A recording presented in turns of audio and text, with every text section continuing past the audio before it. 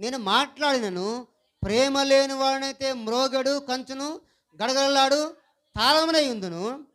ప్రవచించు కృపావరం కలిగినాను. చూడండి అబ్బా, అందరికి రాశాడు అక్కడ, సేవకులకు రాశాడు, సంఘానికి రాశాడు, సాధారణంగా మనిషి కూడా. ఒకవేళ ఎవరైనా కనుక నేను ప్రవశిస్తున్నాను అని కనుక ఎవరైనా బోధ చేస్తే వాళ్ళకు ప్రేమ లేకపోతే వాళ్ళు కూడా వృధే.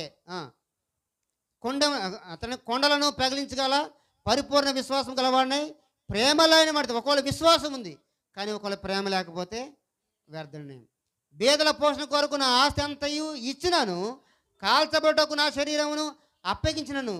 ఒకవేళ ప్రేమ లేకపోతే, మీకు అర్థమైందండి, నా ఆస్తి అంతా ఇచ్చేసినా కూడా ఒకవేళ ప్రేమ లేకపోతే అది వ్యర్థమే. ఇంకా చదవండి. ప్రేమ దీర్ఘకాలము సహించును, దయ చూపించును, ప్రేమ అసలు మత్సరపడదు, ప్రేమ డంబముగా ప్రవర్తింపదు, ఉప్పొంగదు, అమర్యాదగా నడవదు, స్వప్రయోజనము కోరదు, త్వరగా కోపపడదు, అపకారము మనసులో ఉంచుకొనదు,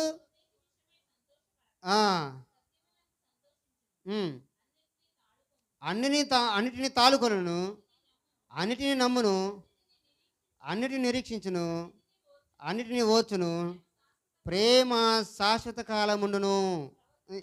తర్వాత చదువు. చూడండి, ప్రేమ చెందమాట చూడండి, అధ్యాయం అంతా ప్రేమ గురించే.